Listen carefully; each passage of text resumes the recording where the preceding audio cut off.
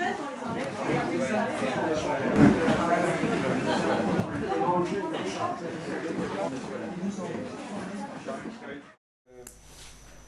vous voulez bien commencer sur le premier propos. Quel projet pour la Normandie? L'un des premiers éléments marquants pour justement bâtir ce projet, c'est qu'on a la chance, en créant ces grandes régions, de pouvoir nous baser sur... Parce que l'image, dans ce XXIe siècle, elle a son importance. Donc Normandie, c'est un nom qui parle à tout le monde. En plus, c'est un nom qui est associé à un certain nombre d'éléments qualitatifs importants. Le qualitatif alimentaire, par exemple, le qualitatif en termes de paysage, le qualitatif en termes de culturel. Donc ça, c'est déjà un premier élément fort. Le deuxième élément fort aussi, c'est que comme on sait bien qu'il y a une sorte de concentration des activités à forte valeur ajoutée sur ce qu'on appelle les villes-mondes, on a quand même la chance assez unique d'être situé entre deux villes-mondes, c'est-à-dire le Grand Paris d'une part, le Grand Londres d'autre part, et à l'immédiate proximité de deux régions où il y a une concentration de richesses en Europe, hein, l'ouest parisien d'un côté et puis de l'autre le sud de Londres, puisqu'en fait, si vous tracez une ligne à hauteur de Londres, vous avez à peu près 60% de la richesse de la Grande-Bretagne. Donc ça, c'est en termes de positionnement géographique, c'est un deuxième élément important. Le troisième élément important sur lequel fonder un projet, à mon avis, c'est notre capacité à innover. À partir bien évidemment de ce qu'on voit le plus facilement, c'est-à-dire nos pôles de recherche, notre matière grise au travers de notre potentiel universitaire, etc. Mais en étant bien conscient du fait que l'innovation, c'est pas seulement l'innovation high-tech, c'est aussi, disons qu'il y a du high-tech partout, y compris dans des disciplines, dans des secteurs d'activité extrêmement traditionnels.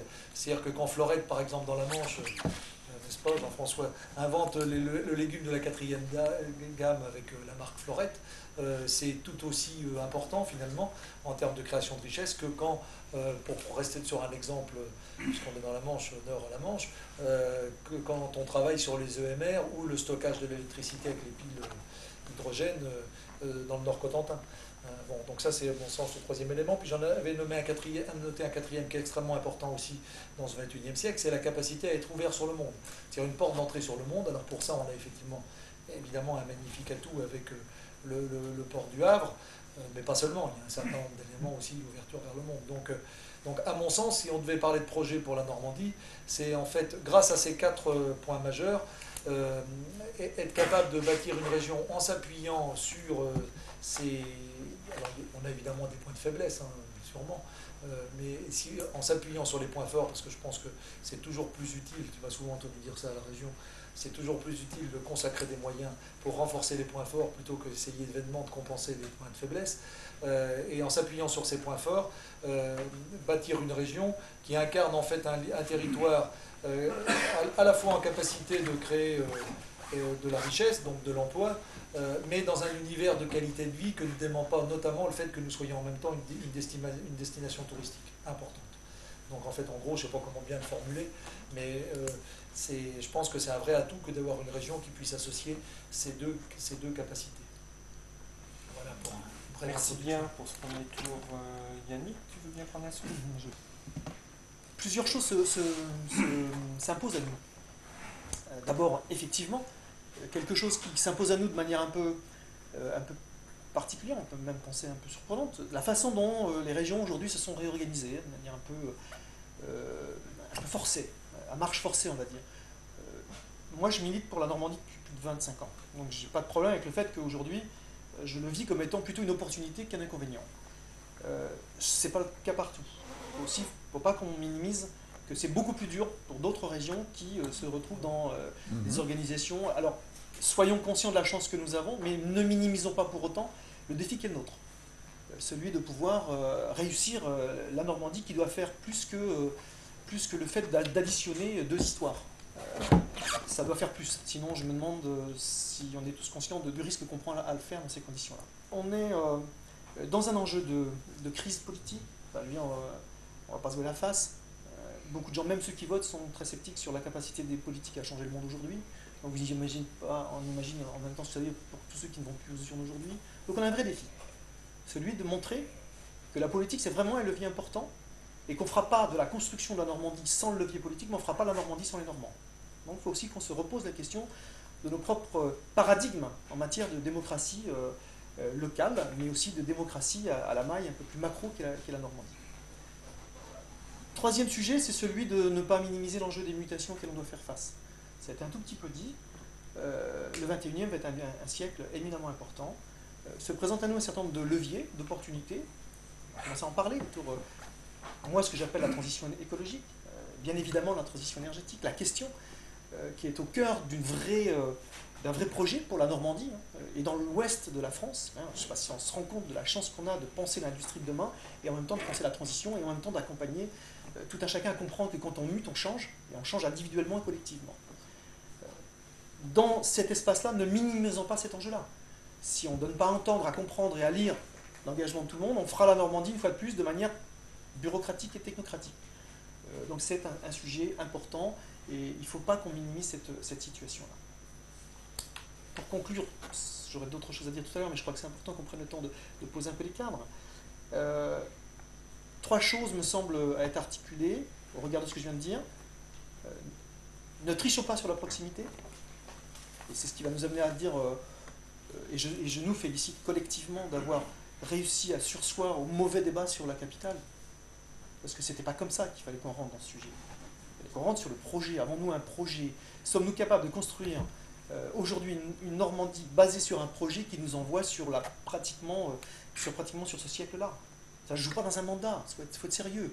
À l'échelle du temps, ce n'est pas le mandat dans lequel on va rentrer qui fait qu'on va construire le grand projet de la Normandie. Ça va être les bases, le faire ensemble, plus que le vivre ensemble. Le vivre ensemble n'a d'intérêt que si le faire ensemble est suffisamment solide et constituant un droit à expression de ce qui nous différencie, mais de ce qui nous rassemble aussi. Donc moi, ça me paraît vraiment important. Ne trichons pas sur la proximité, redonnons à comprendre ce qu'est l'efficacité de l'action publique. Même si elle est maltraitée aujourd'hui, c'est parce qu'on n'est pas bon, parce qu'on ne sait pas expliquer, parce qu'on ne sait pas expliquer comment ça change le quotidien. Expliquons ce qu'on est capable de faire quand on est un conseil régional ou une métropole, parce que nous avons à expliquer que les leviers sont pas de même nature. Par contre, ils sont à additionner. Et pour le citoyen lambda, ça devient compliqué tout ça. Mais nous avons à faire de la pédagogie parce que je suis, moi, de ceux qui pensent que c'est injuste, le procès qu'on fait des fois à l'action publique. Parce qu'elle est réelle. Et on a encore un pays qui a de la chance de ce point de vue-là. Et le troisième, proximité, efficacité d'action publique, je ferai partie de ceux qui considéreront qu'on ne peut pas tricher ni mentir sur les enjeux auxquels il faut qu'on fasse face et les mutations auxquelles on doit exposer tout un chacun. Parce que je pense que c'est maintenant, on est mûr, et j'entends, pour avoir observé un certain nombre de statistiques, de réflexions, lu des choses sur la question. Contrairement à ce qu'on pense, les citoyens sont beaucoup plus prêts à entendre ces choses-là. Alors nous, les institutionnels, nous, les organisations, nous, les acteurs de la vie régionale, locale et plus, eh bien, arrêtons de penser que nous ne sommes pas en capacité d'expliquer ce que les gens ne pourraient pas entendre du point de vue de leur implication dans ce changement. Je pense qu'ils sont prêts, alors arrêtons, allons-y, innovons, et je pense qu'on peut, à ce moment-là, considérer qu'on aura réussi à donner une perspective à la Normandie qui doit être plus vécu comme étant une belle aventure dans un imaginaire collectif qu'il faut effectivement mettre à jour. Mais je pense que ça ne peut pas être vécu comme étant de la résistance au changement et de la peur. Parce que les peurs sont légitimes. Mais on doit travailler pour qu'elles s'expliquent comme étant, si elles sont naturelles, elles ne sont pas pour autant à ne pas combattre. Quelques mots complémentaires. On a une grande responsabilité qui est celui d'engager un processus. Et donc, comme toujours, les points de départ sont décisifs, puisqu'ils peuvent durablement, voire très longtemps, influer sur la suite. Ce point de départ, il faut l'analyser comme créateur d'un contexte à l'intérieur duquel des décisions vont devoir être prises.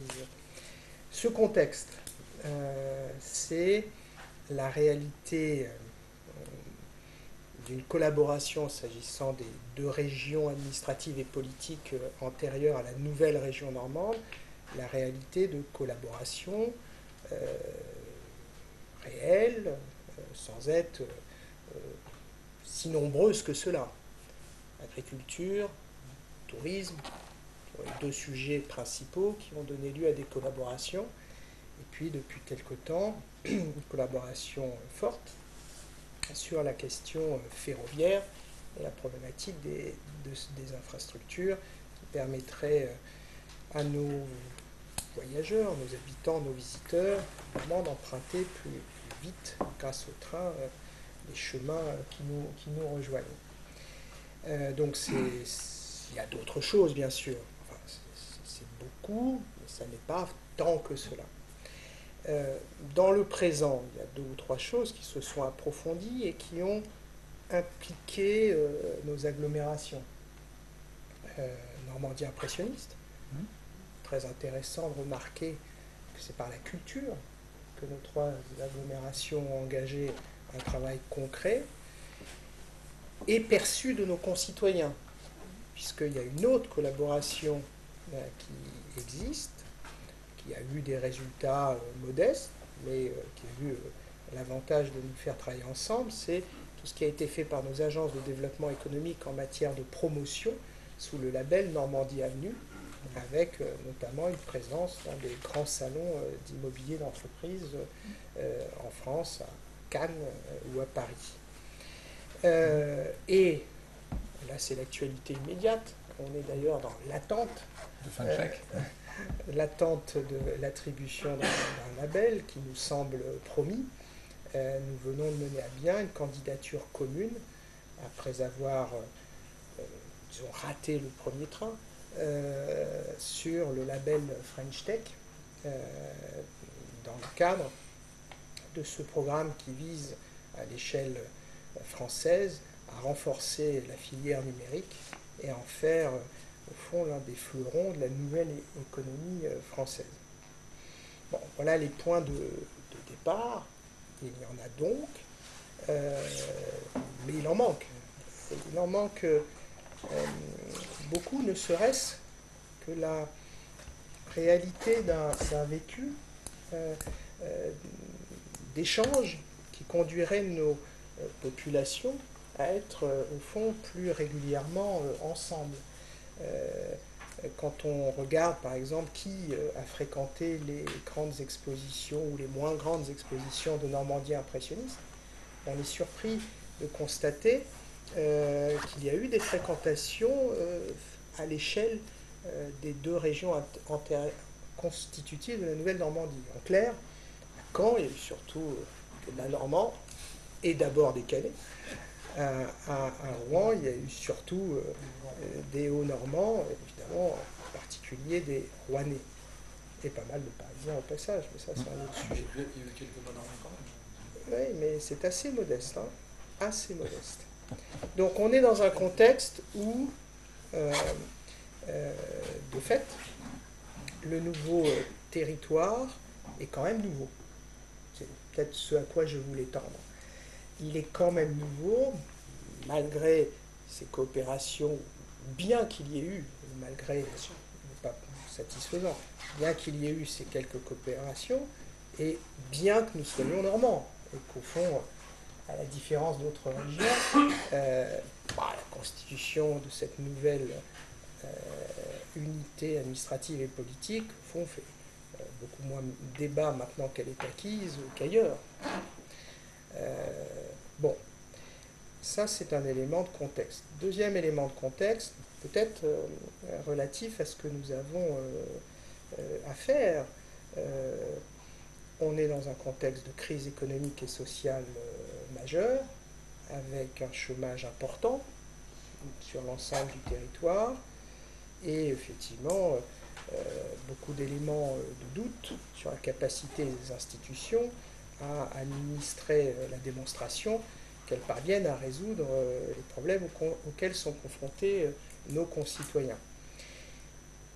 D'ailleurs, je pense que ça va colorer de façon importante la campagne des régionales, qu'on le veuille ou non. Il ne sera pas seulement question du projet normand, il sera aussi, très simplement, question du projet français dans l'Europe et le monde. Peut-être dans l'autre sens, d'ailleurs. Et peut-être bien dans l'autre sens, tout à fait. Tout ça pour dire, c'était ma deuxième observation, que Ce qui a conduit le gouvernement et le législateur à créer ces nouvelles régions, c'est pas, me semble-t-il d'abord, l'enjeu qu'il y aurait à consolider des identités préalables ou constitutives qu'il faudrait constater. C'est plutôt dans une dimension de projet, le constat que la France n'est pas assez compétitive, pas assez efficace, qu'elle rencontre des grands problèmes, que ces grands problèmes des collectivités territoriales importantes, en taille, en moyens, seront plus susceptibles de les aborder. Et ces problèmes ont à voir avec le monde comme il est.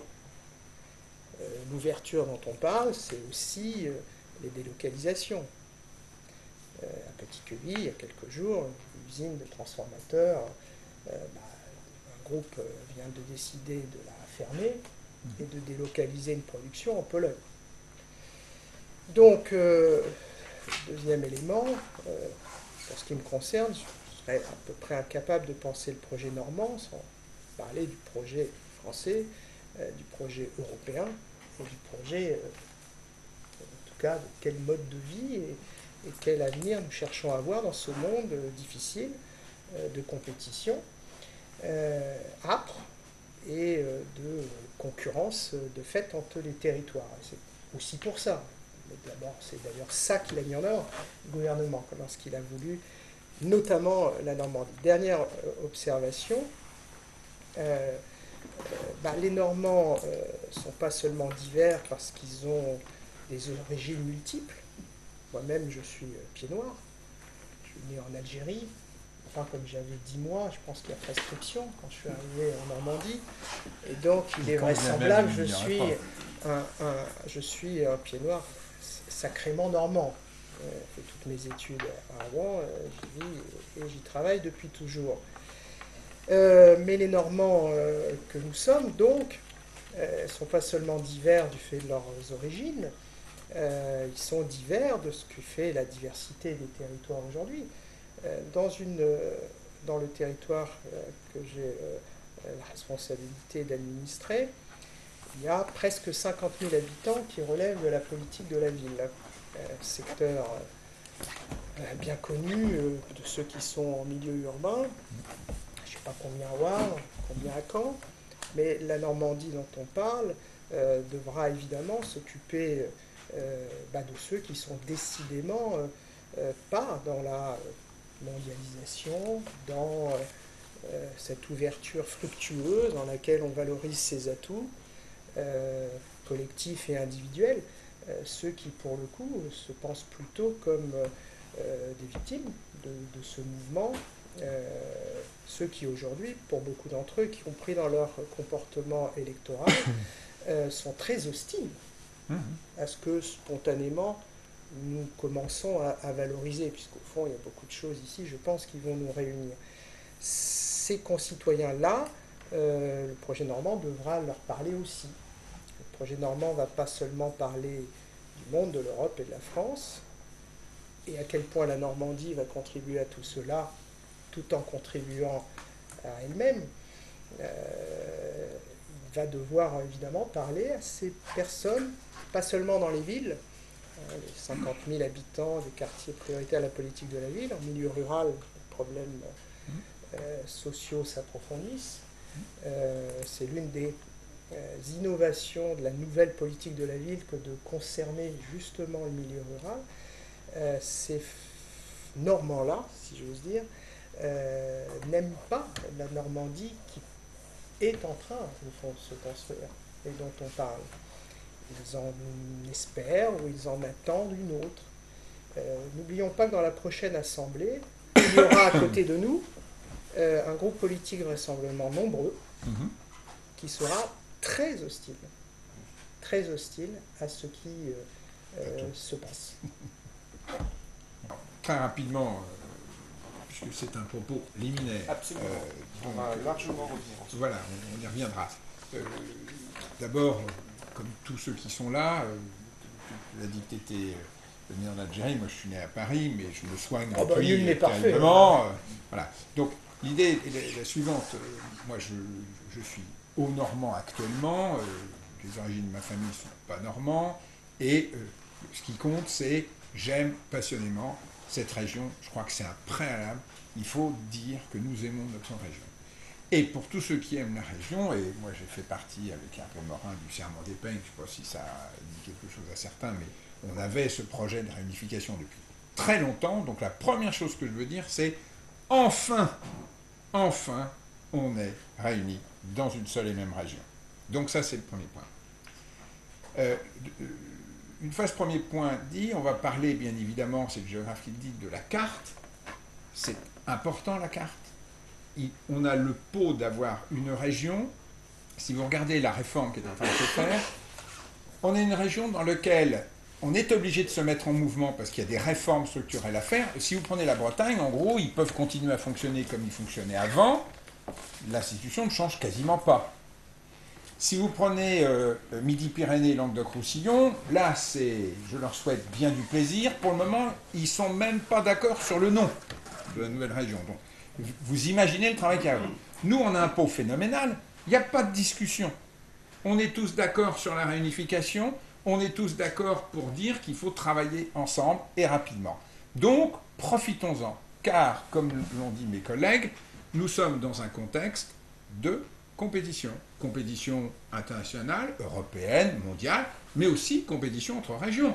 On aura peut-être l'occasion d'en reparler. Je suis désolé d'aborder peut-être très vite les sujets qui fâchent. Enfin, le canal dit Seine-Nord, enfin Nord-Europe ou Seine-Escaut, à la limite, il est clivant parce que on peut se mettre d'accord, tous les élus de la région havraise, que ce soit gauche et droite, on est contre, et dans le Nord, tous les élus sont pour. Donc on voit bien qu'on va aussi entrer quelque part en compétition avec d'autres régions sur des projets de développement économique.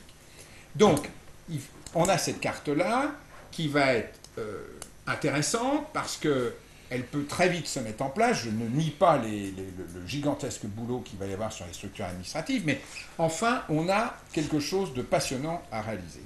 La deuxième chose qui est intéressante, c'est, sur le plan de la carte, c'est notre réseau de villes.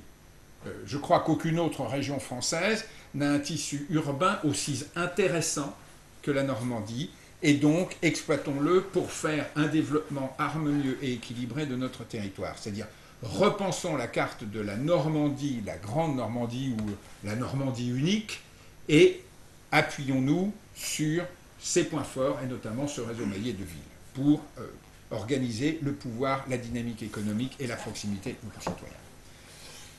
Voilà pour le territoire. Deuxièmement, un territoire ne suffit pas, il faut maintenant un destin. Et là-dessus, tu disais, voilà, un certain nombre de choses nous sont imposées. Moi, je suis un optimiste forcené, je vais vous dire, attendez, rien n'est écrit, c'est à nous d'écrire. C'est à nous de faire les choix, ensemble, pour déterminer quel va être le destin de notre région. Et là-dessus, on va explorer les mêmes choses. On parlait des lignes de force. Qu'est-ce qui fait que nous sommes bons, puissants, capables de rivaliser? Analysons et on le voit bien. On le sort. Alors on va retomber un peu toujours sur les mêmes thèmes. Il faut tirer notre agriculture vers une agriculture à forte valeur ajoutée et respectueuse de l'environnement. Là, je te rejoins là-dessus, bien évidemment. Enfin, comme tu le sais peut-être, dans les années, quand j'étais sous la houlette d'Armand Frémont, je militais dans un groupe proche du tien, chez les Amis de la Terre. Et donc, je crois que là-dessus, on a à écrire l'agriculture. Il faut qu'on imagine la nouvelle industrie du XXIe siècle, parce qu'on a une artère phénoménale qui est l'axe Seine qui doit être développé. Il faut qu'on imagine également beaucoup de choses dans le domaine énergétique, parce que nous sommes une grande région énergétique et nous devons le rester. Et bon, j'ai beaucoup milité contre le nucléaire, je me suis un petit peu calmé, mais quand même, il faut, oui, en vieillissant, on pèse les enjeux, et c'est quand même une énergie décarbonée, etc. Bon. Mais je crois que dans le domaine de l'énergie, on a beaucoup de choses à faire. Donc, on a un destin économique intéressant à jouer. Et il ne faut pas se contenter, effectivement, de se bagarrer sans fin sur quelle ville a quoi, etc. Bon, surtout que là-dessus, ma position est très claire. Le géographe que je suis, après quand même avoir pesé longuement le pour et le contre, je rejoins la position des géographes normands. Il n'y a pas de problème, je suis en adéquation et je pense que c'est la meilleure solution. Je referme la parenthèse. Troisième chose qu'il nous faut, après une carte qui ne souffre aucune contestation, un destin qui est enthousiasmant pour ceux qui ont le soin de mettre en œuvre ce destin-là. Et troisièmement, il faut que les Normands s'approprient ce destin. Il faut que nos populations s'approprient ce destin. Or, on le voit, le grand danger, c'est le déclassement. Que ce soit en zone urbaine ou en zone rurale. Quand vous prenez au fin fond du Pays de Caux, un petit village de 140 habitants qui vote Front National, parce qu'il faut le citer, à 60%, alors qu'ils n'ont jamais vu un immigré et jamais vu un Africain et un immigré de la région du Maghreb ou un Africain, et qui votent à 60%, ils ne sont pas contre l'immigration. Ils sont contre le fait que eux sont les nouveaux, le nouveau lumpenprolétariat, on nous oublie, on n'a plus rien, aucun droit, etc. Et donc il faut qu'on parle à ces gens-là. Voilà. Et il faut qu'on arrive à leur trouver une part dans le destin commun que nous avons. Et donc c'est très compliqué dans le milieu rural, parce que quand on voit le basculement du vote des agriculteurs, c'est quand même assez intéressant de se poser la question, mais qu'est-ce qui leur arrive, hein? Donc on a des enjeux de cette taille-là, qui est de faire participer tous les habitants de notre territoire, qui vivent comme nous, un territoire, un destin, et associer le plus grand nombre, bien évidemment. Voilà ce que je voulais te dire sur la Normandie. Mais c'est passionnant. Tous les gens qui... Là, actuellement, on parlait des régionales. Ne négligeons pas le fait que ça va être un travail énorme. Énorme. D'accord ? Parce que, pour une fois, on a un très grand mouvement de réforme qui se met en France. Alors, ça m'est arrivé de critiquer la façon dont on a accouché des 13 régions. Il y a même des gens qui ont voté contre. Oui. Dans ma famille politique aussi, je le sais. Enfin, pas celui dont je suis le plus proche, mais d'autres. Il a voté contre Hervé Morin, non, c'est abstenu. C'est Bruno Le Maire qui a voté contre. Mais il n'a pas voté contre la Normandie, hein. Il a voté contre la réforme. D'accord. Tu n'es pas là pour justifier les votes d'Hervé Morin. Non, mais comme tu me l'as demandé, je te le dis. Alors, donc, on est là, bien évidemment, pour dire que c'est un challenge très important, mais c'est un challenge passionnant. Voilà. Vous tracez un horizon qui est un horizon à la fois ambitieux et travaillé. Ça n'a pas toujours été le cas dans les décennies antérieures que les questions se posent en ces termes quand on parlait de développement d'un espace régional. On était à coup sûr beaucoup plus dans des sentiers habituels battus. Je trouve avec beaucoup de satisfaction votre propos, à la fois dans la mesure de la difficulté et en même temps dans l'ambition portée. Mais justement, dans cette ambition portée, comment vous voyez ce jeu d'entraînement, de complémentarité que les moteurs urbains, le moteur urbain associé, pourrait avoir? La deuxième chose, vous y avez fait allusion, c'est la question des points forts. Vous mentionnez quelques-uns. Comment voyez-vous des façons de faire, plutôt que, il ne s'agit pas de dire je vais faire une agence ou je ne sais quoi, des façons de faire pour que dans cette nouvelle configuration régionale, un projet collectif puisse entraîner des acteurs vers ces points forts, d'autant que nos nouveaux points forts, ou les points forts qui naissent, sont plus compliqués qu'une filière industrielle classique la plupart du temps. Par exemple, si on est sur la question de la culture, on l'identifie, mais la culture, c'est aussi un facteur de développement économique. Et la chose est large. Ça va de l'impressionnisme à la mémoire, par exemple. La question des nouvelles technologies est beaucoup plus vaste dès lors que l'on va dans la santé ou dans les questions qui vont toucher la French Tech, où nous avons des points de force. Donc c'est sur la façon et l'identification. Comment vous voyez ça? Et du coup, comment anticiper ces points-là, sans oublier, évidemment, comme vous l'avez fait à juste titre, des choses qui ne sont pas délocalisables quand on supporte les délocalisations, c'est-à-dire cette agriculture particulièrement riche, et cet agroalimentaire particulièrement fort. La semaine où vient d'être inaugurée une unité d'Isigny-sur-Mer, on a des éléments factuels pour... Mais devant nous, on a des points faibles aussi, et une catastrophe annoncée quasi inévitable, celle des raffineries. Et donc, cette préparation de mutation est inévitablement quelque chose auquel il faut se confronter. Le troisième axe sur lequel je voudrais vous entraîner dans la discussion, c'est qu'il est très important d'avoir un moteur performant. C'est ce qui a attiré beaucoup nos énergies, notre attention, l'explication sur cette nouvelle façon de voir une métropole nouveau siècle, en quelque sorte. Mais ça ne peut pas se faire en oubliant ou au détriment du reste du territoire. Et le reste du territoire, on en est d'accord, donc j'utilise la formule de façon plaisante entre nous pour s'écarter de ça. Le reste ne sont pas les restes, justement. Il ne faut pas que ça devienne les restes. Et donc, pour que ça soit entraînant, comment, pour les responsables d'agglomération que vous êtes, comment vous voyez cette fonction à la fois de tête de réseau, mais également de façon de nourrir en retour le territoire tout autour, les petites villes, le tissu rural, parce qu'on le découpe quand on tient le propos. Mais ce n'est qu'un continuum au bout du compte. Donc c'est ces trois directions qui sont évidemment des enjeux de n'importe quel projet régional, mais qui se déclinent de manière particulière, très particulière avec ces trois villes dans le cas de la Normandie. Comment voyez-vous ça? Donc sur le moteur urbain, tout d'abord, qui veut se lancer? Moi, je vais bien commencer. Alors, l'une des solutions, sans doute, par rapport à ça, je dis bien l'une des solutions, très, très humblement, c'est que le politique ne prétende pas pouvoir faire plus qu'il ne peut faire. Et moi, j'entends bien qu'il faut avoir une sorte de incarner une volonté politique, etc. Mais depuis le temps qu'on incarne de la volonté politique, finalement, plus on incarne de la volonté politique et plus on a des discours volontaristes, interventionnistes, prétendument constructifs de la société de demain, au final, moins la société nous écoute. Donc je pense que l'un des enjeux d'un projet régional, c'est qu'il parle vraiment de la région. Alors j'entends bien qu'un projet régional, de fait, tu as raison, Frédéric, il va forcément se situer dans un contexte national. On sait bien que de toute façon, c'est devenu des élections de mi-terme. Mais indépendamment de ça, ça s'inscrit effectivement dans des problématiques nationales. Mais il faut que le débat régional porte, me semble-t-il, sur ce qui concerne la région. Parce que à force d'entendre tout le monde parler de tout, finalement, personne n'entend rien. Plus personne n'entend rien. Bon, et donc, et l'une des solutions par rapport à ça, c'est que sans doute, voilà, d'une part, on soit en capacité de parler des sujets qui concernent vraiment la région, et puis d'autre part, qu'on le fasse d'une manière qui sorte un peu du logiciel habituel. Le logiciel habituel, c'est qu'en gros, sur tous les sujets, on soit dans des systèmes très hiérarchiques, etc., où les gros parlent plus fort que les petits, etc.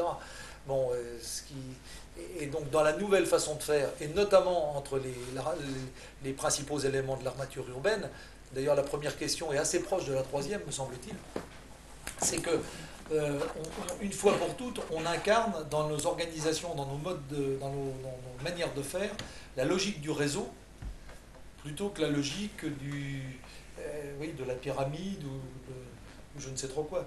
Alors ce qui est très attentatoire à notre culture centralisatrice, jacobine, etc.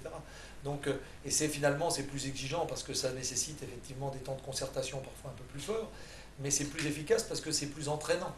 Et quand on parle de coopération entre les trois agglomérations, on a eu le temps déjà, on a déjà eu l'occasion d'en parler, évidemment avec notre collègue du Havre, avec Édouard Philippe, Frédéric et moi.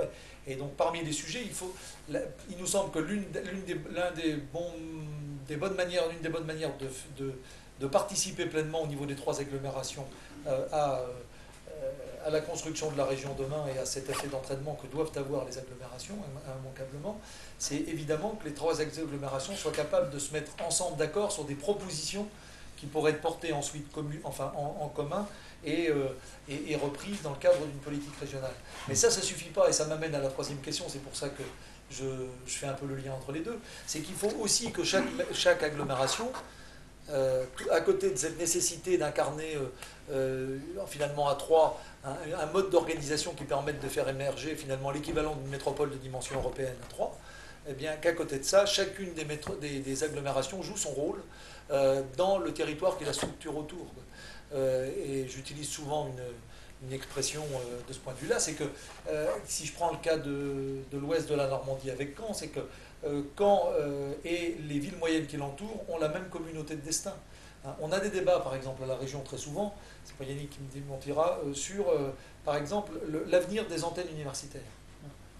Alors évidemment, si on raisonne d'un point de vue strictement budgétaire, on va dire qu'il y a des économies d'échelle à faire en mettant tout le monde sur un même lieu, etc. Sauf que, parce que là aussi, on échappe au mode, le logiciel d'aujourd'hui des habitants et plus celui d'avant.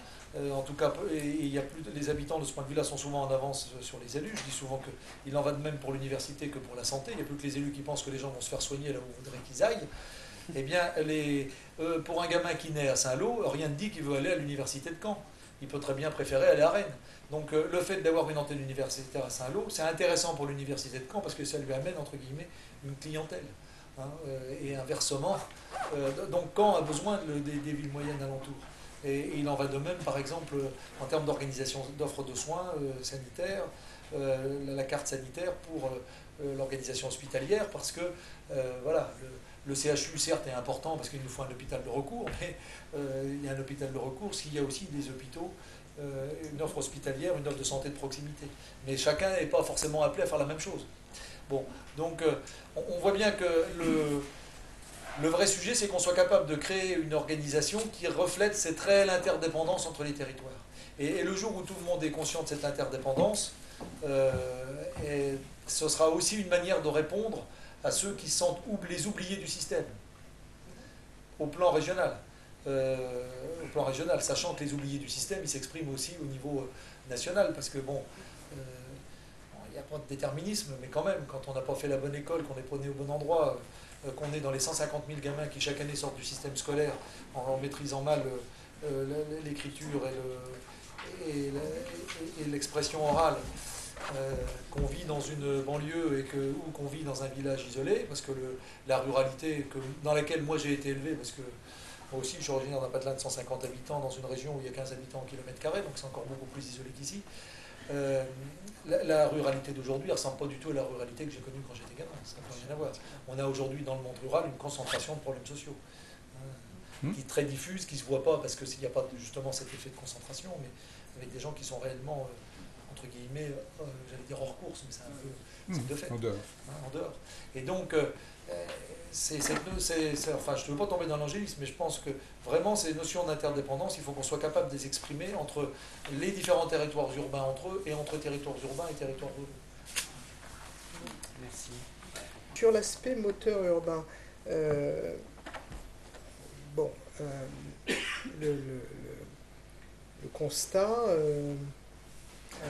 s'agissant de la loi qui a créé les métropoles, c'est justement qu'il existe un fait urbain en France et qu'il faut le prendre en considération dans notre organisation institutionnelle et politique. Et donc ça part effectivement, ce que vous avez rappelé, il semble que la croissance soit plus forte là où il y a une certaine concentration des activités humaines dans l'économie, la culture, dans les fonctions administratives et l'exercice des grands services publics comme tous ceux qui relèvent de la santé par exemple. Ce point-là est un point complètement nouveau dans notre environnement idéologique. Notre vadémécum habituel s'agissant de la France est plutôt la résistance. D'ailleurs, on s'est souvent plaint du poids de l'Île-de-France. Aujourd'hui, on le valorise par un ville-monde. Et on est très heureux qu'il y ait au moins une ville-monde en France. Et on valorise beaucoup plus qu'hier. Et la loi vient de le reconnaître en quelque sorte. Le fait qu'il y a des territoires urbains et ruraux, puisqu'en fait ils ne sont pas si urbains que ça, ces territoires, quand on parle des 12 métropoles de droit commun. Il y a beaucoup de rural là-dedans. La métropole Grand-Normandie, je me rappelle, c'est 45 communes de moins de 4500 habitants, sur 650 km², avec un tiers de territoire constitué de forêts. Donc on est dans quelque chose qui vient d'être reconnu comme étant un atout de la France. Ce point-là est contesté. Et il est contesté parce que aussitôt la question de l'hyperconcentration, de la désertification, pour le formuler autrement, est soulevée de façon très défensive, voire agressive, avec l'enjeu qui consiste au fond à regretter cette concentration. Donc on est dans ce moment charnière où en tout cas le législateur a voulu le reconnaître comme relevant de l'atout, le fait urbain tel que vous l'avez dit. C'est un moteur. Il existe, il est en place et il faut qu'il monte en gamme, qu'il soit plus efficace, qu'il consomme moins. Alors de quoi ? Moins de foncier. Il ne faut pas que ça se traduise par trop de destruction d'espaces naturels et agricoles.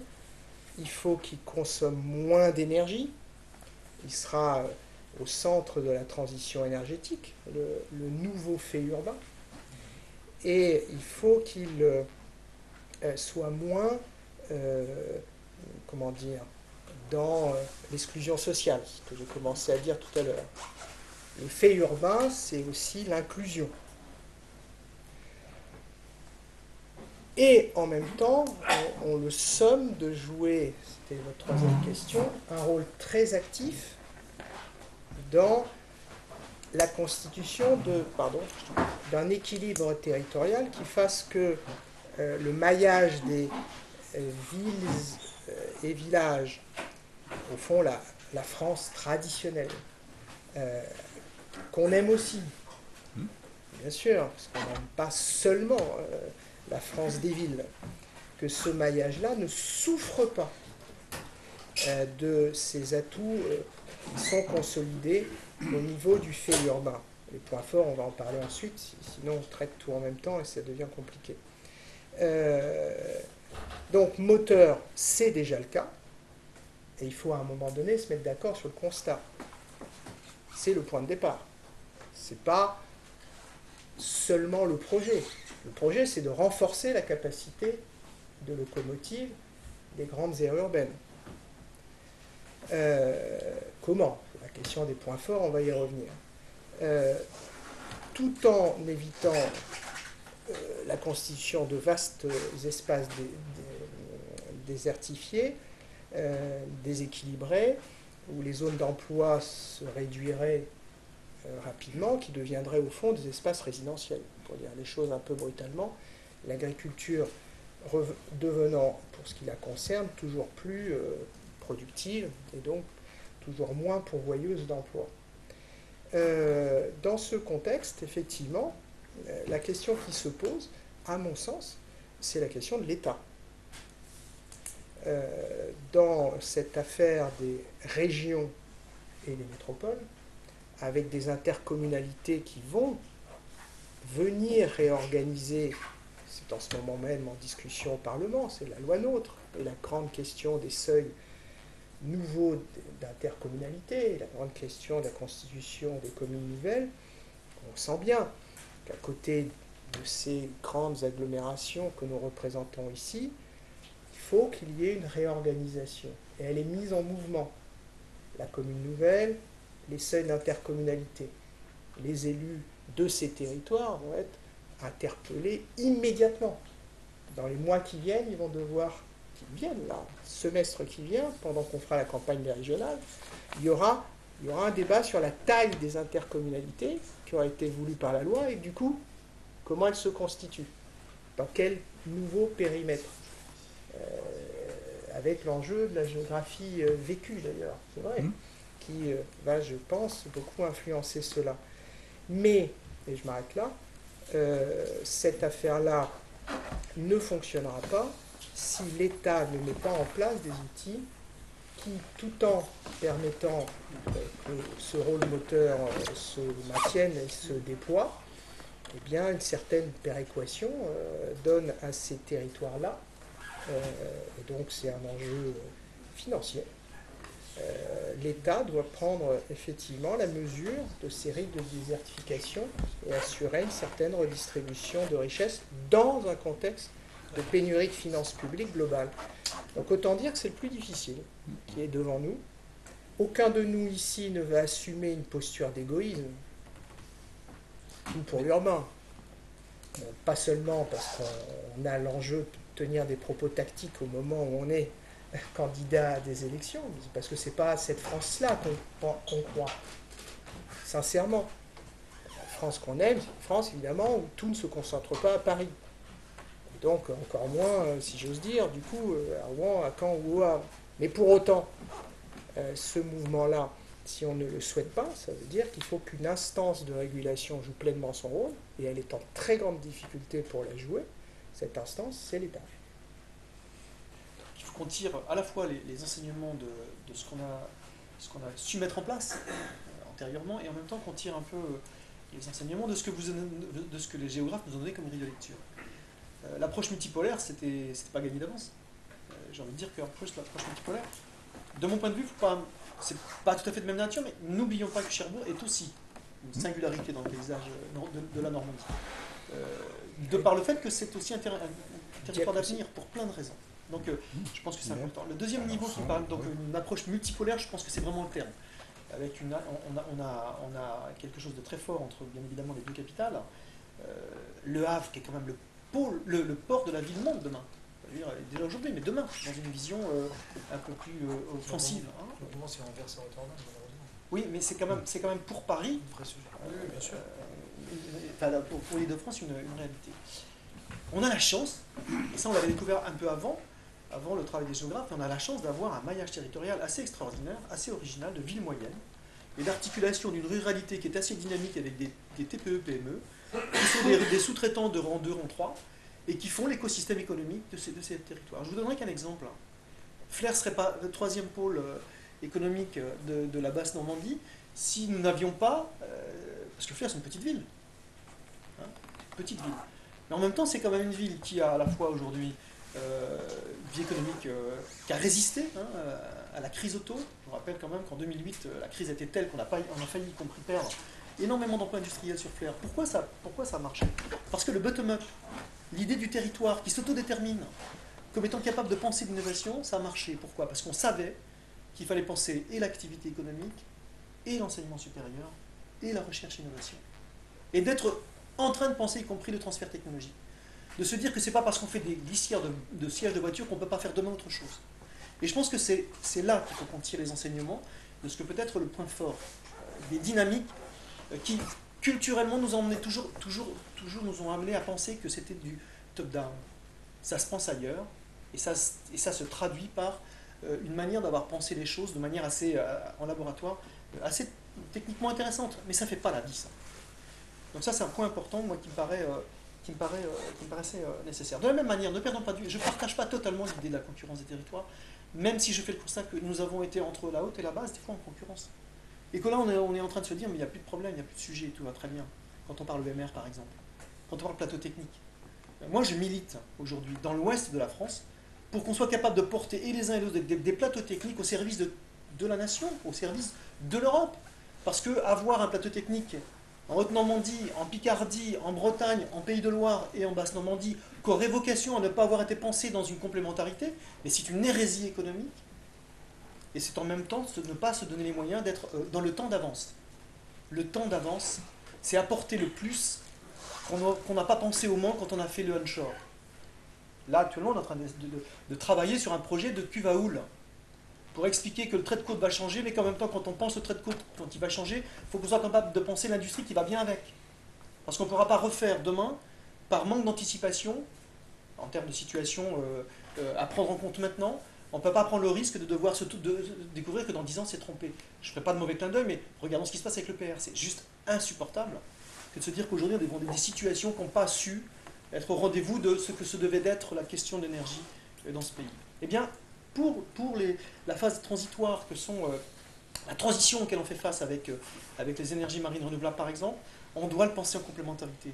On doit le penser à l'échelle pratiquement de la planète. Enfin, moi, je pense que c'est effectivement un sujet important. Et bien, ça ne se traduit pas tout de suite par des injonctions du niveau national. Ça se traduit par des initiatives locales, des débats avec des investisseurs, avec des industriels, avec des chercheurs, avec des laboratoires, avec Alors, à contrario, si l'EPR est une hérésie sur le plan économique aujourd'hui, c'est un super beau laboratoire de ce qu'a été le territoire de Basse-Normandie pour produire des compétences en temps réel avec le vivier de gens que nous avons sous la main, donc des gens mal qualifiés, voire pas qualifiés, pour être capable d'avoir été dans les délais, en capacité de rassurer les industriels qui avaient besoin de savoir que même en Basse-Normandie, avec le taux qu'on connaît assez faible de qualification, eh bien on est capable de répondre à ces enjeux-là. Donc moi j'ai confiance dans notre capacité à faire que l'humain soit au cœur de notre capacité à transformer, mais ne nous trompons pas de projet, y compris de diagnostic. Oui, on se prendra la problématique climat, ne la minimisons pas, elle est réelle. Oui, on a un vrai problème de biodiversité, c'est pas Jean-François qui va me contester, puisque dans le Grenelle, ça a été son chantier. Oui, on a un vrai problème de notre rapport à la ressource, et qu'on doit se dire que ça ne fait plus de débat. Et oui, on a un vrai problème, une vraie question autour de l'énergie. Tout ça doit être la manière de penser sur les territoires, comment on accompagne ces dimensions-là. Donc moi, je pense que là, en termes de moteur urbain, ce que je viens de décrire, ces interactions entre une approche multipolaire, avec une nouvelle conception qui est la métropolisation de nos territoires, avec une manière d'avoir lu la dynamique positive, constructive de ce que sont les villes moyennes dans leur capacité à irriguer et à dynamiser un territoire, y compris quand on est dans des petites villes, des petites bourgades où il y a du très haut niveau. Moi j'habite dans un canton par exemple à Athis-de-l'Orne, où je découvre pas, mais je sais qu'il y a une entreprise dans une commune de 2000 habitants qui aujourd'hui ses donneurs d'ordre sont au niveau international. C'est le luxe, c'est l'aéronautique, c'est l'énergie, c'est le transport. Et ça, c'est un fleuron. Pourtant, ça habite au fin fond du bocage ornais. Et personne n'imagine possible qu'on puisse avoir un jour été capable d'accompagner ce type de TPE. Mais non, mais oui. Je vous garantis, le citoyen de base, il ne sait même pas. Donc voilà, je crois que c'est important. Et pour conclure, parce qu'il faut qu'on soit capable d'avoir une ambition encore plus large en termes de capacité à transformer la société. Vous savez comme moi qu'on vit une crise de la jeunesse en termes de capacité à se trouver dans les dynamiques d'emploi, mais au-delà de ça, elle souffre aussi dans ce qu'est la vie éducative aujourd'hui. Moi, je me félicite qu'aujourd'hui, le décrochage scolaire fasse partie des questions que les régions ne pourront pas minimiser. Pourquoi ? Parce que notre capacité à coordonner, à animer les territoires nous amène, et c'est ce qu'on fait avec les départements aujourd'hui sur les politiques d'emploi et de formation. Je regarde Laurent, on a mis en place dans cette région des comités locaux, économie, emploi, formation, partant du principe que si notre responsabilité c'était d'avoir des orientations politiques et de gouverner à l'échelle de la région, on ne sait pas faire bien si on ne descend pas collectivement sur le territoire. Et en ayant signé avec les départements, avec l'État et avec la région, et bien évidemment les opérateurs qui vont avec, une capacité à habiter le territoire pour l'écouter et pour répondre à ces questions, y compris en termes de gestion prévisionnelle des emplois et des compétences, eh bien on ne sait pas faire. Et c'est à mon avis le point fort de notre région aujourd'hui. Dans son maillage tel qu'il existe, on peut sans problème continuer à gouverner, à définir des orientations, à condition qu'on ne perde pas de vue la proximité, l'animation, le dialogue, le diagnostic et les perspectives. Le Girondin que je suis s'est toujours opposé au modèle gravitaire. C'est-à-dire qu'en gros, l'activité appelle l'activité, puis le scénario catastrophe, ce serait que les agglomérations aspirent complètement l'activité, la richesse de leur territoire, et qu'autour, il y ait ce fameux désert français qui a fait l'objet, évidemment, d'un enseignement d'une thèse, etc. Bon. Ceci étant dit, il faut bien voir la nouvelle. Je vais revenir à la carte. Si on regarde la carte, bon, alors on dessine notre Grande Normandie, on voit qu'à l'intérieur de cette Grande Normandie, il y a des agglomérations qui se regroupent, il y a des métropoles, il y a des pôles métropolitains qui échappent complètement aux frontières administratives classiques, puisque si on prend le pôle métropolitain de l'Estuaire, on réunit des communes qui sont de part et d'autre de l'Estuaire, à cheval sur 2 départements, 2 régions, Et donc on voit qu'il y a des dynamiques qui sont liées plutôt à un noyau d'activité et une certaine densité de population. La question, pour moi, c'est pas que vont devenir les agglomérations, c'est que vont devenir les départements. Qu'est-ce qui reste du département de la Seine-Maritime si vous retirez l'agglomération de Dieppe, l'agglomération du Havre, la métropole de Rouen? On s'aperçoit qu'en fait, il reste des espaces interstitiels entre les agglos. Et c'est là que va devoir s'exercer la solidarité, parce que les habitants de ces régions-là, de ces campagnes, puisque sont souvent des secteurs ruraux, veulent aussi, et c'est normal, des services publics, une adduction d'eau performante, le haut débit. Alors ça, c'est très clivant, ça, on s'aperçoit qu'ils disent « mais nous aussi on veut le haut débit, il n'y a pas de raison qu'il y ait de vous ». Donc moi je crois qu'il va falloir que le modèle départemental évolue, parce qu'il ne correspond plus à la réalité du terrain. Sur la dynamique des métropoles, ou des agglomérations, l'idée c'est pas de s'affronter, l'idée est très simple. Tu parlais de comment s'organisent les métropoles entre elles. Est-ce qu'il y a besoin d'organiser? Nous savons très bien qu'il y a des dossiers sur lesquels nous sommes individuellement pas la bonne taille pour porter le projet. Je pense de French Tech. Pour obtenir ce label-là, je crois que Édouard Philippe, toi et Joël, vous avez très rapidement convenu que les premières tentatives montraient qu'on n'était pas assez dimensionné, qu'il fallait s'unir. Et donc ça a été fait. J'ai trouvé que, franchement, il y avait une ambiance formidable autour de ce projet. Ça s'est très bien passé. Et ce n'est que le début. Et ce n'est que le début. Et je pense que c'est ça les formes de coopération. C'est pas de dire à Rouen vous allez faire ça, à Caen vous allez faire ça, puis ouais, vous allez faire ça. Il faut laisser les métropoles se dire, écoutez, là, pour le coup, on a intérêt à la jouer ensemble. Donc je ne pense pas à un espèce de gosse plan qui répartirait les compétences entre les métropoles. Donc, tu vois, je distingue les deux choses. Voilà. Après, les points forts, bien évidemment, on les connaît. Je crois qu'on est tous capables d'imaginer, dans une certaine proximité, la façon dont on peut trouver une opportunité de développement économique pour nos. Et là, il va falloir que la région devienne un instrument puissant de soutien à ces volontés de conquête économique. Parce que, on parlait des populations, prenez absolument tous les sondages, question numéro 1 pour les Français, l'emploi. Oui, non, alors c'est une question majeure, c'est une question qui est absolument pas simple à régler, la preuve, on n'y arrive pas, mais c'est ça le point de préoccupation. Donc il faut que nous fassions du développement économique, et pour moi, ça reste, il faut retourner aux racines de la création du fait régional, c'était au départ pour faire du développement économique. Il faut qu'on soit obsédé par le développement économique. Deux mots très vite, parce que je n'ai pas répondu sur les points forts. On essaie d'avoir les mêmes que les autres, et puis d'en avoir des singuliers. Les mêmes que les autres, en tout cas en France et en Europe, c'est évidemment le niveau de formation des populations. Et là-dessus, l'action future de la région sera décisive, vraiment. Parce qu'on le sent bien, il y a une difficulté en ce moment sur ce sujet-là.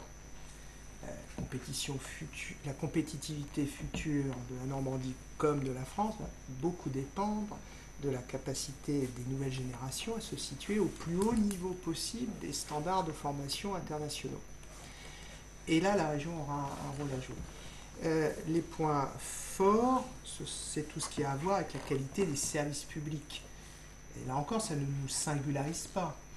Mais il n'y aura pas de développement sans services publics de qualité et efficients, parce qu'il ne faut pas qu'ils plombent l'activité économique par leurs coûts. C'est tous les enjeux autour de toutes les politiques de réseau, quel que soit d'ailleurs le réseau, depuis le routier, le ferroviaire, en passant par l'eau, l'assainissement, les transports en commun, etc., les mobilités douces.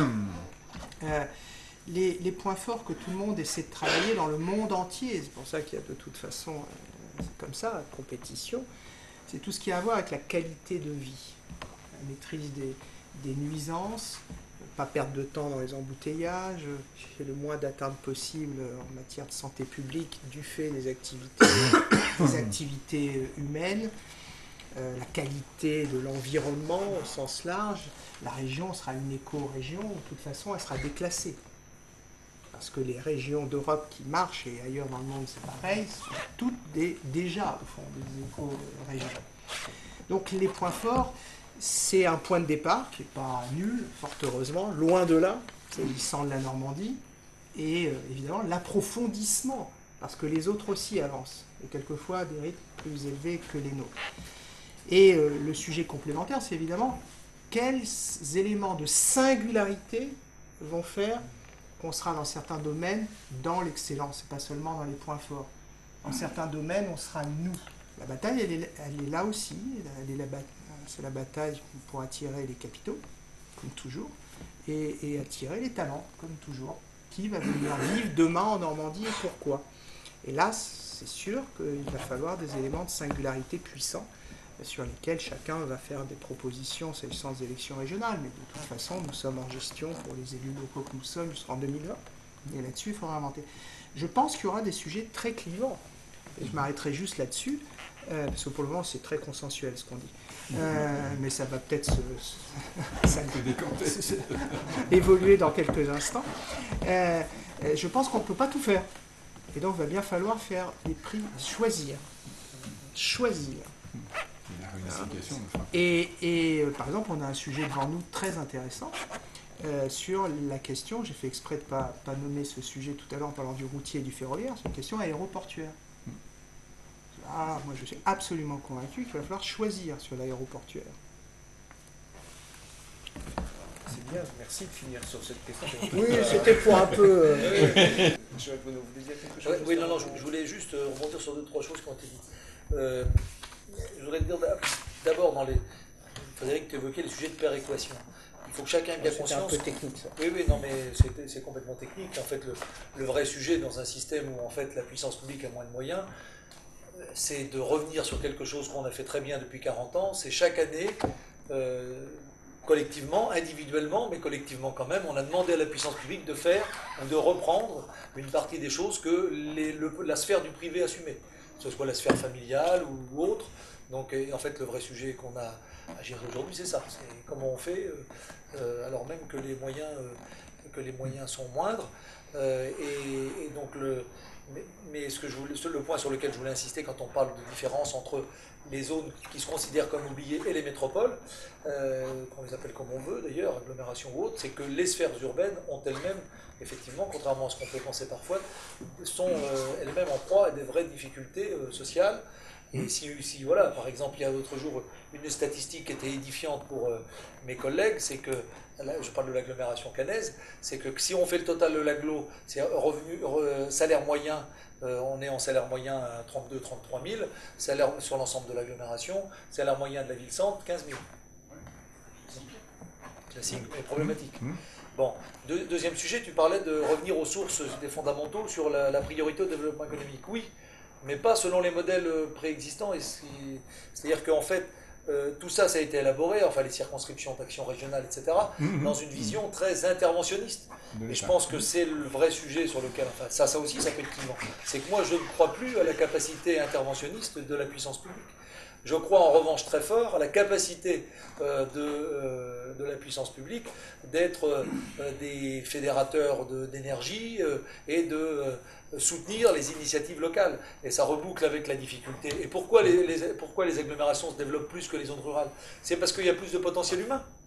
Ce qui fait la richesse des territoires, c'est pas les élus, c'est pas l'organisation administrative. Ce qui fait la richesse d'un territoire, c'est la capacité des gens qui y vivent. Les élus sont un des éléments, mais qu'un seul élément. Si vous avez à côté de ça, effectivement, des gens abattus et apathiques, il ne se passera rien. Bon.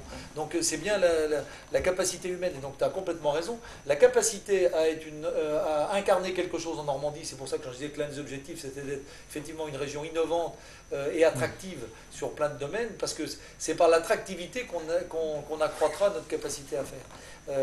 Et donc, je pense vraiment qu'il faut avoir cet état d'esprit-là, d'être... Voilà, le temps où on pourrait penser que la région d'aujourd'hui parce qu'elles vont être plus grandes, parce qu'elles vont être a priori plus fortes que pour certains. Parce que Languedoc-Roussillon, Midi-Pyrénées, pour moi, alors là, je demande à voir si ça va être plus fort, mais ça, c'est un autre sujet. Donc, il y a un vieux principe aussi qui trop embrasse mal étreint. Donc, je ne pense pas que ce soit en étant très... Voilà, il ne faudrait pas croire qu'on fera des régions puissantes, qu'on aura une action puissante, si on veut les transformer en sorte de datar des années 70. Quoi. Non. Voilà. Oui, Merci bien. Sur la formation, les régions ne sont pas sur la formation initiale.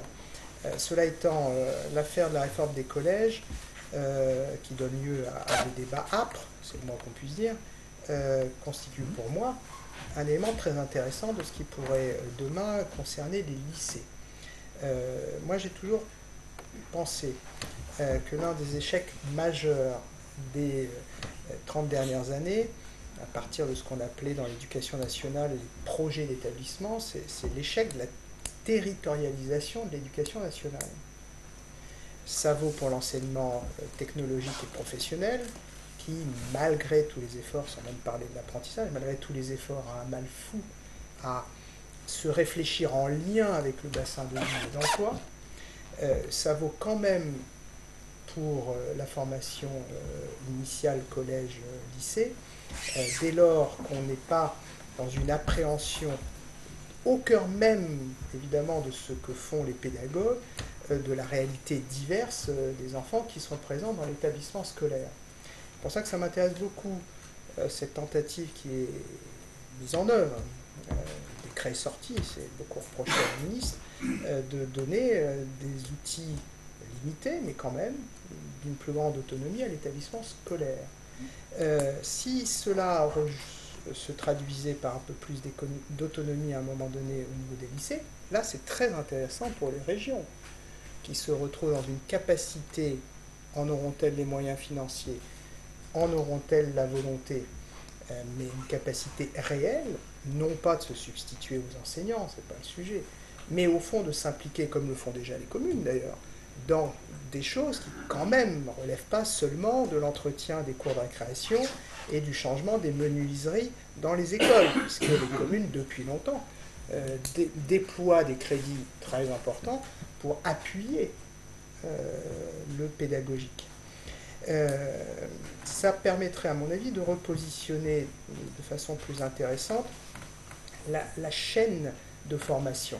Parce que l'un des gros problèmes que nous avons, c'est le chaînon manquant entre le moment où on sort de l'éducation nationale, du circuit universitaire, le moment où la région peut déployer des initiatives. Il y a toujours des périodes de carence. Ça dépend un peu selon les âges, si c'est à 14, 16 ans ou 22 ans, mais il y a des moments de carence. Et ça, c'est une vraie difficulté, parce que c'est ceux-là qui sont en très grande difficulté, ne serait-ce que dans l'insertion professionnelle. Sur la question, je vais très vite, sur la question du choix des secteurs et de la spécialisation, le vrai enjeu, c'est le réseau. C'est la consolidation de ce réseau. Les régions, en ce moment même, sont en train d'adopter un renforcement des liaisons ferroviaires ou encore avec plus de liaisons à des tarifs moindres. Et puis elles ont décidé, on va voir si elles vont être appuyées par les départements, de faciliter l'accès des Normands au pont de Normandie. Ça, je pense, c'est les vrais sujets de collaboration entre nous dans les années qui viennent. Et quand je dis dans les années, dans les mois qui viennent. Comment on facilite les choses pour que les Normands vivent ensemble, moins dans une spécialisation qui supposerait des renoncements, mais plus dans des complémentarités qui font que l'effet réseau n'oblige pas à ces choix-là tout en renforçant tout le monde. Sur l'affaire de la préfiguration, oui, moi je trouve que Normandie impressionniste et French Tech constituent des éléments majeurs de la construction de l'avenir. Et en ce sens, ce sont des formes d'avant-garde. Ne serait-ce que parce que ça a conduit des élus à faire connaissance. C'est aussi l'une des motivations que j'ai eues pour venir ici cet après-midi. C'est que nous ne nous connaissons pas. C'est la première fois que je rencontre M. Soubien. Voilà. Moi, je vais vous parler un petit peu de formation. Je peux vous dire que, en regardant ce que tu disais, les régions, en tout cas, font un sacré boulot, y compris en termes de politique éducative. On n'est pas que sur l'investissement moi je vois dans notre région, bon, comme dans toutes les régions, par exemple la question de l'éducation aux écrans, là, ça touche pleinement la problématique du décrochage scolaire, par exemple. Là. Qui sait aujourd'hui qu'il y a des gamins qui décrochent de la vie scolaire tout simplement parce qu'ils ont une e-vie tellement lourde et tellement décalée qu'ils sont plus disponibles pour être dans l'espace scolaire normalement. Qui le dit? Qui le sait? Qu'est-ce qu'on fait? Moi je suis désolé, mais quand la région fait une politique d'éducation aux écrans, elle dit attendez, le monde des adultes qui pense que tout ça c'est incontournable, c'est incontournable. Ce sera de toute façon la réalité de l'environnement de tout le monde. Mais soyons capables de ne pas donner des voitures à des gamins qui ne savent pas conduire. On a une responsabilité collectivement, c'est de les aider à comprendre que quand on met les mains là-dedans, il faut aussi qu'on soit préparé. Donc moi, c'est de la politique éducative. Quand la région décide de faire du 70e, des 70 voies de la liberté, pour expliquer que pour comprendre le présent, enfin un tout petit peu quand même prendre le temps de comprendre l'histoire, c'est de la politique éducative. Bien évidemment en lien avec le rectorat, et bien évidemment ça crée de vraies collaborations pour savoir quel projet on porte. Pour le monde, quand il grandit et qu'il doit comprendre que le monde dans lequel il va devoir se construire, il est un peu plus compliqué que celui qu'on a connu. C'est de notre responsabilité. Non mais c'est fondamental. On demande à des gamins de faire des choix professionnels, de s'engager sur des qualifications, ils n'ont même pas le socle de base. C'est-à-dire qu'on les envoie au casse-pipe. Ils n'ont pas le socle qui permet d'avoir le cerveau qui va bien avec l'organisation des savoirs, qui va permettre de développer les compétences. Il faut arrêter ça. On est collectivement responsable. Et là, pour le coup, je ne juge personne, je nous renvoie collectivement la responsabilité. Eh bien, ne négligeons pas, y compris les partenaires sociaux, qui sont responsables aujourd'hui de la situation, de gens dans le travail qui sont mal formés, voire pas formés du tout. L'absence, c'est des millions et des milliards d'euros qu'on a mis sur la table dans le cadre du dialogue social pour former des gens qu'on n'a jamais formés. Aujourd'hui, les partenaires sociaux, il faut aussi qu'ils se mettent autour de la table, et c'est vrai que Sapin a réussi de ce point de vue-là, en créant de nouvelles gouvernances, en imposant aux partenaires sociaux de prendre leurs responsabilités et de faire en sorte qu'ils soient aussi partie prenante, parce que moi je suis préoccupé par le gamin qui décroche, mais je suis aussi très, très préoccupé par celui qui travaille, qui va bientôt être décroché, lui. Parce qu'il est aussi touché, par exemple, par les problématiques de l'illettrisme. 51% des personnes touchées par l'illettrisme sont au travail aujourd'hui. Un PSE, et ils sont forcément en grande difficulté pour rebondir. Alors que leur expérience, elle est riche, ils ont développé plein de compétences, on ne sait pas leur expliquer que ça peut se transférer ailleurs, et en plus on va leur dire qu'ils sont illettrés, donc de toute façon il n'y a pas de boulot pour eux. Moi je crois vraiment qu'on a un vrai sujet là, collectif de responsabilité, de co-responsabilité à penser le savoir, la compétence, la formation et le travail, ça regarde tout le monde, et je pense que c'est le sujet aussi important d'ailleurs que tout ce qu'on a évoqué jusqu'à présent.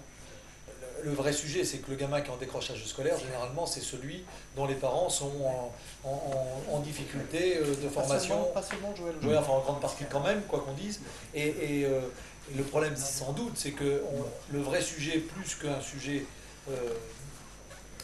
moyen, c'est un sujet de ciblage. C'est-à-dire que le vrai clivage sur le décrochage scolaire et sur les difficultés en termes de formation, etc., on le sait bien, il est socio-culturel. On a des territoires, en fait, entiers, pour parler de la Basse-Normandie, où en fait, les gamins ont l'habitude de suivre la formation qui est faite chez eux, mais pas forcément celle qu'ils apprécient, enfin qui les intéresserait. Donc ça veut dire qu'il faut trouver d'autres ressorts. Je n'ai pas toutes les réponses, mais en tout cas, je pense que le vrai défi, il est surtout là, parce qu'en termes de moyens, entre l'État, les régions, les départements au niveau des collèges, etc., il a été mis, et sans parler des villes, beaucoup de moyens qui sont déployés. On voit bien qu'il y a une efficacité relative, donc il faut s'interroger à mon avis, sur une autre approche. L'histoire des villes, évidemment qu'il y a des villes qui sont plus marquées, si on prend le portuaire, évidemment que Le Havre a plus de choses à dire que Caen, même si Caen un petit bout de portuaire aussi. Mais effectivement, moi je combats depuis le début cette idée selon laquelle on devrait spécialiser les villes dans certaines fonctions. D'aucuns proposaient par exemple que Caen revendique le rôle de capitale administrative. Mais il ne faut pas que Caen soit une capitale administrative. Il faut que Caen soit une ville dynamique. Une ville dynamique, c'est pas une ville d'administration. Donc ça ne veut pas dire qu'on ne puisse pas administrer de manière dynamique. L'une des choses qui délégitime le plus le politique, à mon sens, c'est que pendant trop d'années, on a tout basé sur la communication et le rêve. Il ne faut pas faire rêver les gens, il faut les entraîner autour d'un projet crédible et concret. Voilà, non mais on est bien d'accord là-dessus. C'est pour ça que je suis très circonspect sur le terme de rêve. Mais voilà. Merci. Je vais vous laisser la route de tâche de conclure de façon rapide. Je crois que les contraintes, d'abord, on était assez nombreux, et puis chacun a des contraintes. Donc, je vais rebondir sur la question de la mobilisation de l'épargne. Il faut qu'on se le dise, aujourd'hui la difficulté c'est pas de trouver de l'épargne, c'est pas de trouver des financements, la difficulté c'est de les rembourser.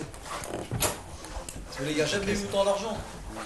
Le problème c'est qu'on est infoutu de le rembourser dans les collectivités si on en emprunte trop, c'est ça le vrai sujet. Après, alors sur la transition écologique, et puis effectivement, il est clair que dans les éléments essentiels de l'attractivité du territoire, il y a forcément la dimension développement durable. C'est d'entre vous à poser la question. Et là, alors après, où on met le curseur, c'est quand même ça le sujet, quand même. C'est où on met le curseur, et j'accorde le fait que, je laisserai Yannick compléter, que de ce point de vue-là, le mouvement écologiste veut mettre le curseur plus loin que sans doute nous on est prêt à le mettre pour qu'il soit raison. Je suis beaucoup plus comment dire, embarrassé sur le lien, honnêtement, sur le lien peuple et élite sur un sujet comme celui de la région. C'est compliqué d'emmener tout le monde. Quand je vois déjà la complication dans une ville où on a finalement des populations très différentes au sein d'une petite entité, parce qu'une ville c'est une petite entité, et la difficulté qu'on a sur tous les sujets de faire adhérer les gens, quels que soient, alors même qu'ils sont extrêmement différents les uns des autres, donc ce sujet-là ramené à l'échelle de la région, c'est compliqué. Tout ça aborde plein de sujets différents et pas forcément aisé d'être pertinent sur tout, même si quand on fait de la politique, on est censé avoir un avis sur tout. Et donc on ne nous accorde pas le droit à l'ignorance quelquefois. Fédérer les énergies, c'est pas facile. Et les fédérer sur un pragmatisme, le mot a été utilisé par beaucoup d'entre nous, un pragmatisme sans horizon, un pragmatisme qui ne serait pas clair sur les valeurs qui le fondent, un pragmatisme qui pourrait ressembler à un opportunisme, c'est quand même compliqué. Et l'un des problèmes de notre pays aujourd'hui, et les Normands sont français, c'est qu'on doute. On est inquiet et on doute. On est inquiet pour l'avenir, on doute de nous-mêmes et de notre capacité à être dans le monde tel qu'il est. On est dans un temps où ramener de la raison, c'est ce que j'entends quand j'entends pragmatisme, ramener au fond à des objectifs intermédiaires, à éviter évidemment les utopies, surtout lorsque nos concitoyens nous demandent de faire des économies. Tout ça crée quelque chose d'assez confus. En tout cas, pour le camp politique auquel j'appartiens, c'est absolument impossible. La gauche, elle a un dessin où elle perd son marqueur et son centre de gravité. Et donc, je ne sais pas quelle contribution j'aurai plus activement à partir de septembre dans la campagne des régionales, mais je militerai pour que tout ne soit pas que pragmatisme, voire opportunisme, qu'il y a à avoir un dessin, un objectif, des finalités. Le volontarisme atteint ses limites, mais il faut réintroduire de l'espoir et de la perspective, parce que la France comme la Normandie en plus est en bord de mer, a un sacré horizon. Nous y croyons vraiment à cette Normandie, à sa capacité d'agir et de résoudre un certain nombre de problèmes. Et du coup, je crois assez effectivement à l'idée qu'il faut qu'on ait quand même 2-3 priorités très fortes. La question climatique et l'enjeu de la transition énergétique est décisive, surtout dans une région qui a fondé une part de sa richesse récente sur les hydrocarbures. Et donc, de toute façon, si nous n'entrons pas, nous, dans cette transition, on sera, s'agissant de l'axe Seine, dans un temps de destruction d'emplois industriels qui continuera. Donc, c'est extrêmement préoccupant. Deuxième aspect, puisque le monde est ouvert, notre connexion sur le monde est un enjeu décisif. Et donc la Normandie n'est pas forcément si bien connectée que ça. Et donc je pense qu'il y a un deuxième sujet majeur, qui est le sujet ferroviaire. Et les sommes, puisque là pour le coup le secteur privé n'y viendra pas, les sommes qu'il faut consacrer à cela sont effectivement des sommes très importantes, à la fois pour le présent, dans le train du quotidien, et dans les liaisons qui existent et qui sont en difficulté pour certaines d'entre elles, et puis dans le train futur qui doit absolument mieux nous relier, évidemment, à l'Île-de-France, aux centres de décision et aux grands aéroports internationaux qui, quoi qu'on dise, pour le coup, sont tous à Paris. La question de la restauration de la confiance dans les élus est un sujet majeur. Et ce sera sûrement un des enjeux aussi de la campagne régionale, beaucoup plus que de la campagne départementale, parce qu'il faudra être crédible. Et la martingale n'est pas claire en ce moment pour être crédible. D'ailleurs, nous devons exposer notre vie privée de plus en plus. Apporter la démonstration qu'on ne s'est pas enrichi, qu'on est très aimant de notre femme, qu'on s'occupe de nos enfants. D'ailleurs, qu'on ne fait pas la politique de façon professionnelle, parce que ce n'est pas un métier, c'est bien connu. Voilà, et tout ça en ayant pourtant de quoi vivre à un moment donné, s'occuper de nos familles. Donc, sur la démocratie, ouais, il y a deux enjeux, je trouve, et je m'arrête là. Crédibilité de ceux qui prétendent au suffrage universel, indépendamment de leur moralité. Il y a une dérive du débat politique et un débat moral qui, moi, me pose beaucoup de problèmes. Et puis, dernier sujet, celui de la participation. Et là encore, la martingale n'est pas évidente, parce que les élus locaux que nous sommes, je suis moi-même maire depuis un petit moment, et nous avons régulièrement fait, les uns et les autres, l'expérience de ces salles vides où nous avons convié nos habitants à partager avec nous sur un projet, et où la salle est vide. Et donc, comment fait-on ? Nous essayons les uns et les autres d'innover. L'outil informatique est de plus en plus mobilisé. Je ne parle même pas des enquêtes publiques au sens de la loi ou des débats publics, mais moi j'ai fait l'expérience récemment de la mise en ligne d'un jeu pour imaginer l'aménagement d'un parc, un jeu, avec des crédits, puis voilà, il fallait réussir à construire son parc sans dépenser plus que la somme qu'on a dévolue à ce projet.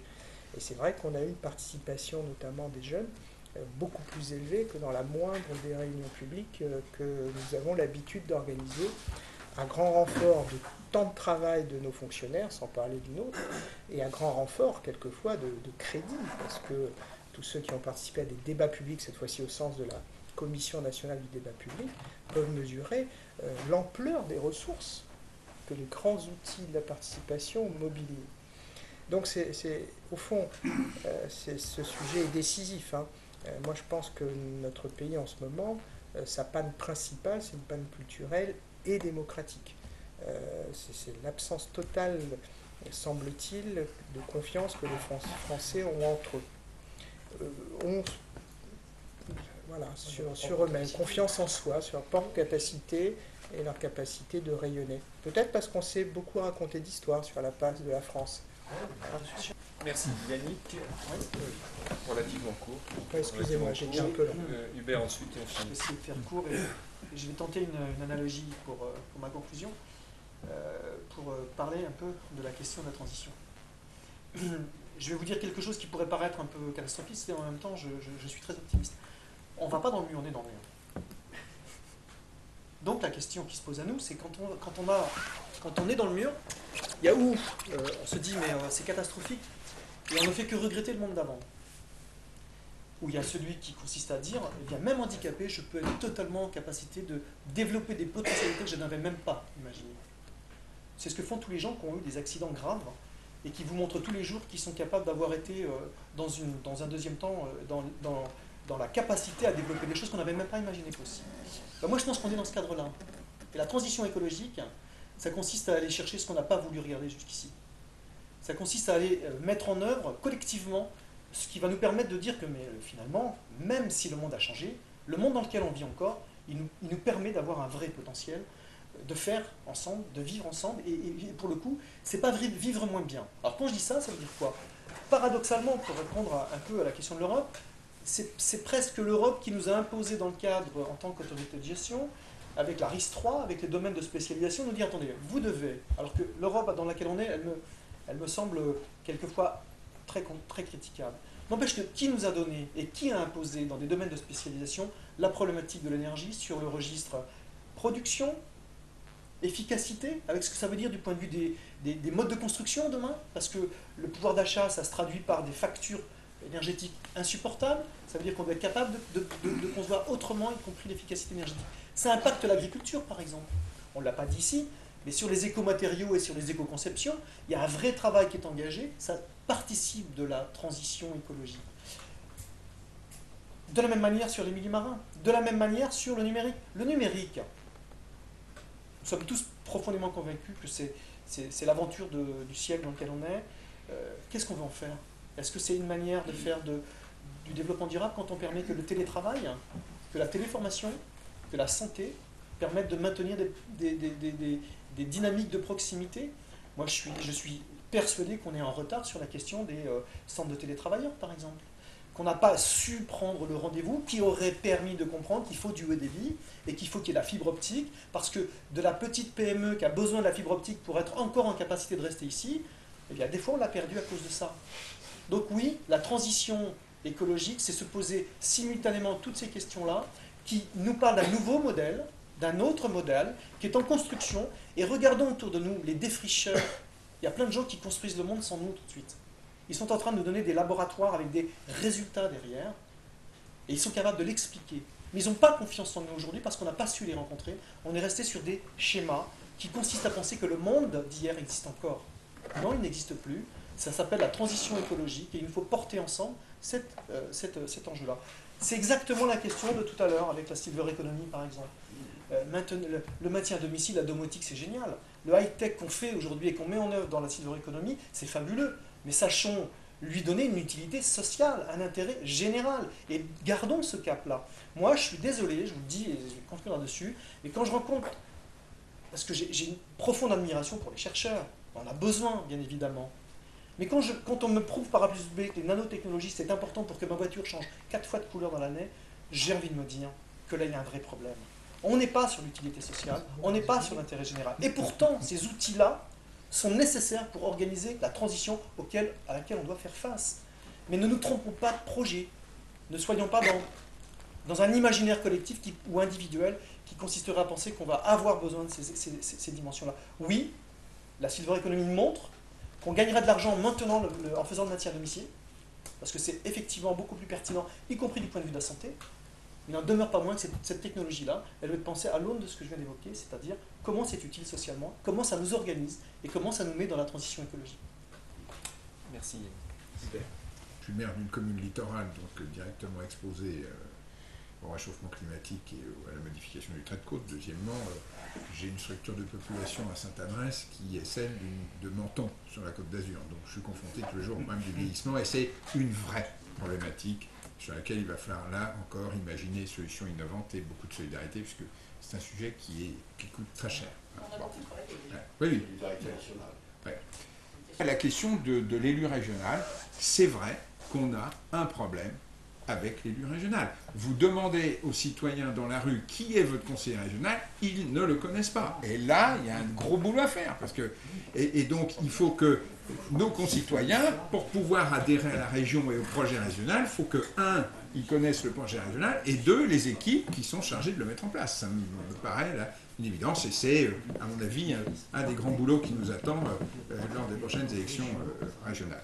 Bon, pour le reste, sur les grands projets de territoire, on n'a pas parlé du canal, on a parlé un petit peu du train, ça va être un vrai problème. Là, je ne vais pas me rentrer là-dedans, je pense que le modèle SNCF est mort et qu'il faut imaginer autre chose. Oui, j'y vais franchement. Oui, je pensais tout à l'heure, il faut qu'on change, si on s'en part du cadre, on n'y arrivera jamais. Non, il faut imaginer un nouveau mode dans lequel, effectivement, là, pour le coup, il faudra que les régions jouent un rôle important. Sous quelle forme, ça c'est à définir. Donc voilà, on a des gros challenges et des challenges concrets, quoi. C'est-à-dire, effectivement, là, on n'est plus dans le rêve. Quand on voit ce qu'était le train autrefois, enfin les services qui nous amenaient, là, on doit reconnaître que de ce côté-là, on a un peu régressé. C'est vrai. Donc, je crois que on a tous la volonté de proposer quelque chose aux Normands. Écoutez, rendez-vous en décembre. Merci à vous quatre. Et merci de nous avoir invités, bien sûr. Non, merci d'être venu à ce dernier morceau, dernière séance du colloque de Cerisy. Merci à vous. Merci à l'assistance.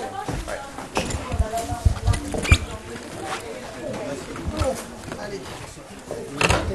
J'étais maire de Taïwan. Bon, j'ai arrêté le mandat. J'avais dit que je ferais 2 mandats.